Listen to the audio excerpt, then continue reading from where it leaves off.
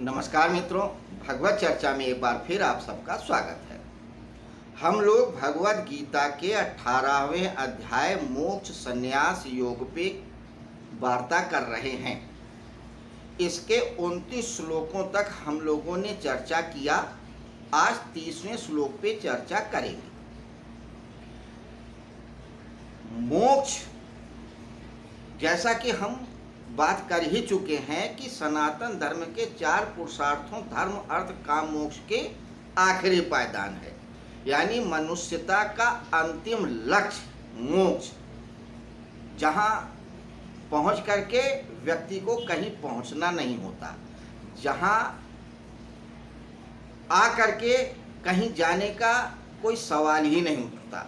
मनुष्य के चेतना की परम स्थिति, इनकी परिभाषाएं और अवधारणाएं अलग अलग धर्मों, अलग अलग मजहबों में, अलग अलग मान्यताओं में अलग अलग हो सकती है, लेकिन मूल भाव यही है, जहाँ पे कि सब कुछ आनंद स्वरूप है, ज्ञान स्वरूप है और सर्वज्ञ है, सब कुछ उपलब्ध है, वहाँ वो स्थिति मोक्ष है।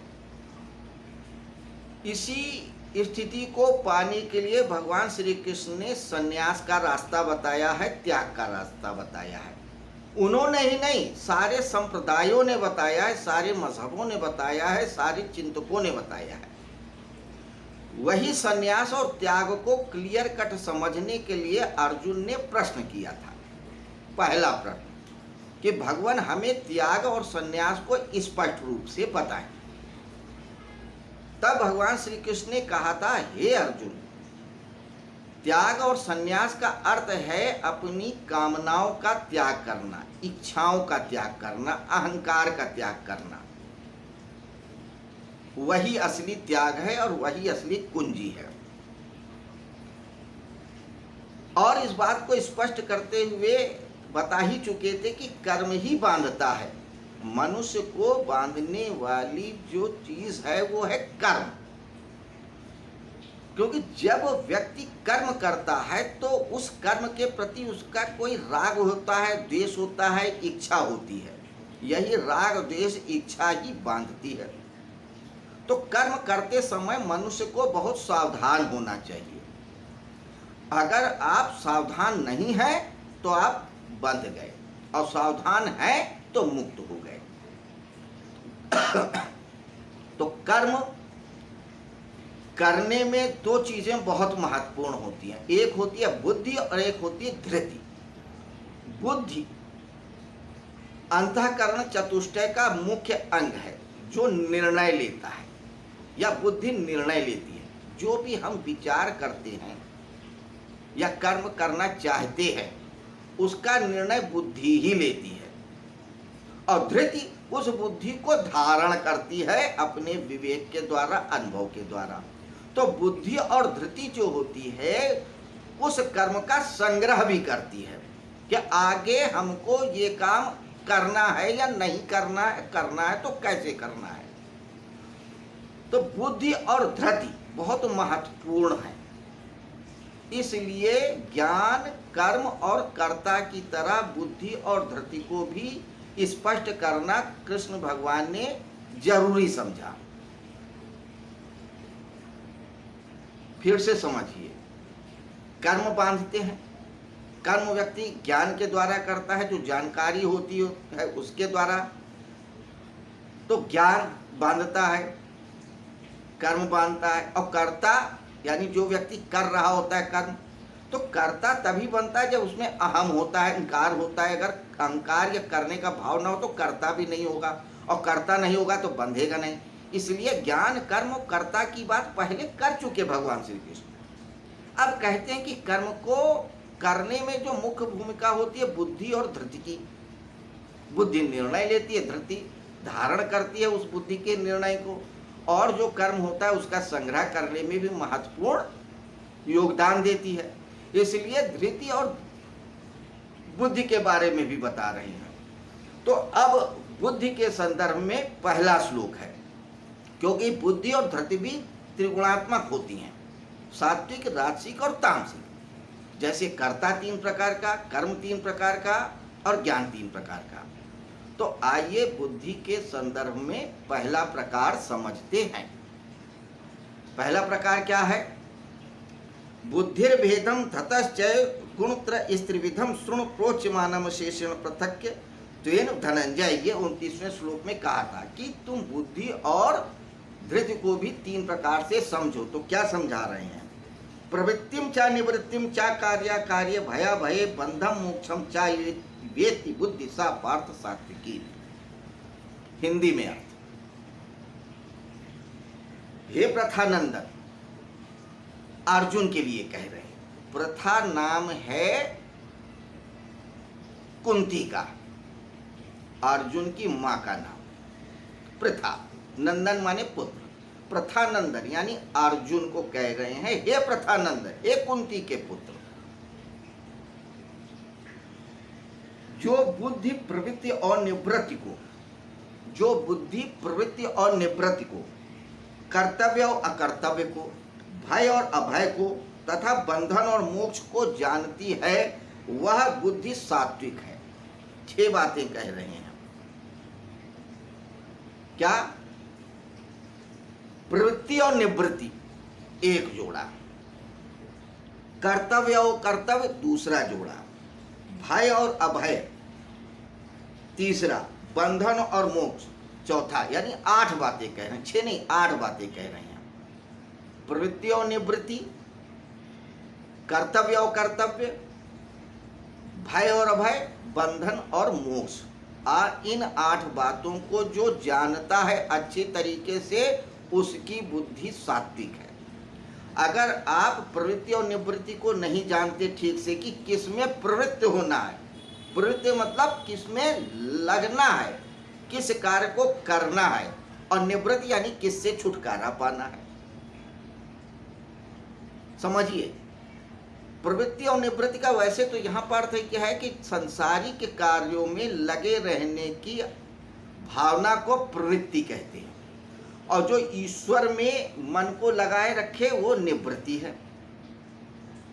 तो अगर आप सांसारिक कार्यों में लगे हुए हैं तो आपके प्रवृत्ति है सांसारिक, और ईश्वर में है तो निवृत्ति की तरफ है आपकी बुद्धि। तो संसार की तरफ बुद्धि अगर है तो प्रवृत्ति कहलाएगी, और परमात्मा की तरफ है तो निवृत्ति कहलाएगी। क्लियर? तो अगर आपकी बुद्धि संसार के बारे में सोचती है तो सात्विक है, नहीं राजसिक या तामसिक है, सात्विक तो कतई नहीं है। परमात्मा के बारे में सोचती है तो निवृत्ति कहलाएगी, सात्विक कहलाएगी। लेकिन ऐसा भी हो सकता है कि आप परमात्मा के बारे में सुख को लेकर के सोच रहे हो, भजन कर रहे हो, मंदिर में परमात्मा का भजन कर रहे हो, लेकिन उसमें आनंद आ रहा है। अरे यार, दुकान उकान से फुर्सत मिली, मकान घर गृहस्थी से छुट्टी मिली, अपना राम नाम करो और प्रसाद खाते रहो।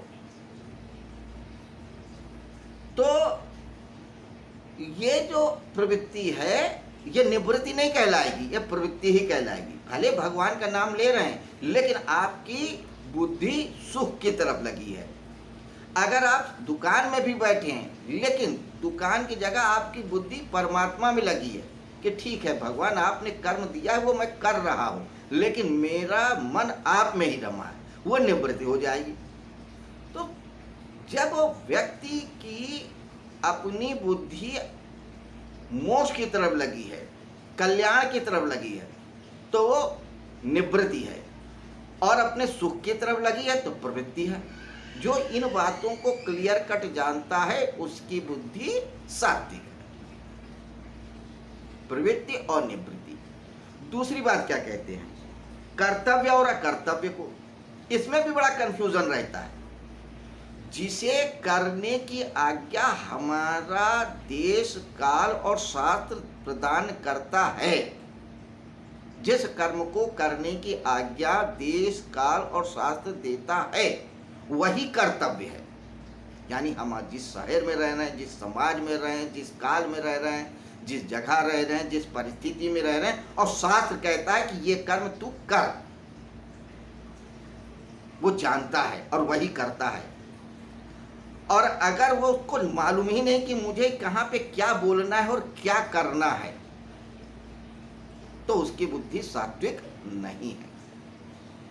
उदाहरण देना भी जरूरी नहीं समझता, क्योंकि मुझे ऐसा लगता है कि आप सब इतने प्रबुद्ध हैं कि बात को समझ लेंगे।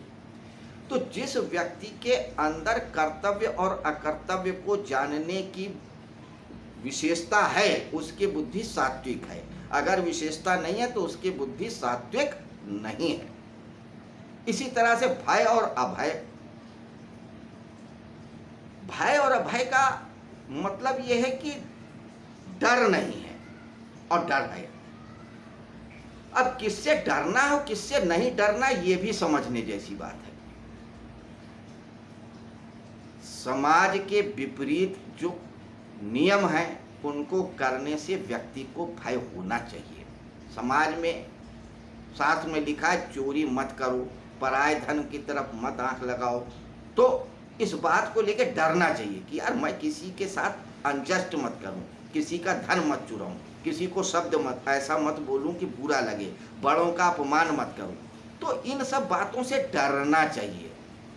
लेकिन अगर कहीं समाज के लिए, देश के लिए मरने की बात आ जाए, कुछ करने की बात आए, तो भी डरे नहीं। अरे भाई मैं तो घर में बैठा रहूंगा, मुझे क्या करना है यार, दूसरे लोग तो आए जाए युद्ध करे मरे मारे, मैं तो सेफ रहूंगा। ये डर ठीक नहीं है। जब धर्म की, समाज की बात आ जाए, किसी सत्य की बात आए, तो मृत्यु से नहीं डरना चाहिए। वहां पे भय अगर आप रखते हैं तो वो सात्विक नहीं है। लेकिन अगर कोई अपमानजनक कार्य करने की बात आए, साथ समाज के विपरीत बात करने की आए, तब डरना जरूरी है। इसीलिए कह रहे हैं भय और अभय को भी सही सही जाने जो बुद्धि, वही सात्विक है। इसके अलावा बंधन और मोक्ष, कि हम बंधे कहाँ हैं और मुक्त कैसे हैं, इसको भी जान ले। कबीर जैसा व्यक्ति घर और परिवार में रह के, मकान दुकान चला के भी मुक्त है। कुछ लोग सन्यासी होके भी बंधे रहते हैं। मठ से बंध गए, आश्रम से बंध गए, शिष्य से बंध गए, ज्ञान से बंध गए, अपनी अवधारणा से बंध गए, अपने सिद्धांत से बंध गए। तो बंधन और मुक्त की जो अवधारणा, उसको जो बुद्धि ठीक ठीक जाने, वही सात्विक बुद्धि है, वरना सात्विक बुद्धि नहीं है। तो बुद्धि तत्व निर्णय लेती है, और बुद्धि भी 3 प्रकार की होती है, सात्विक, राजसिक, तामसिक। तो अब आज हमने सात्विक बुद्धि के बारे में चर्चा किया, बात किया कि सात्विक बुद्धि कैसी होती है। तो सात्विक बुद्धि में 8 विशेषताएं होती हैं। क्या विशेषताएं होती है, फिर से समझिए कि सात्विक बुद्धि प्रवृत्ति और निवृत्ति को जानती है, सही सही कर्तव्य और अकर्तव्य को जानती है, भय और अभय को जानती है, बंधन और मोक्ष को सही सही जानती है। जो इन सही 8 बातों को सही रूप से जाने, उसी की बुद्धि सात्विक आप जाने। स्वयं आप अपने ऊपर भी देखिए कि मेरी बुद्धि इस पैरामीटर में कहाँ बैठती है, फिर उसके अनुरूप कार्य करिए। अगर सात्विक है तो अच्छी बात है, नहीं है तो उसको सात्विक करें। तो मित्रों, ये थे आज भगवत गीता के 23वें श्लोक पे एक छोटी सी चर्चा। कल फिर बात करेंगे राजसिक बुद्धि के बारे में, उसके बाद तामसिक बुद्धि के बारे में, फिर धृति के बारे में। ये क्रम चलेगा और ये अध्याय 78वें श्लोक तक चलेगा, क्योंकि इस अध्याय में 18 ही अध्याय हैं और 700 श्लोक हैं।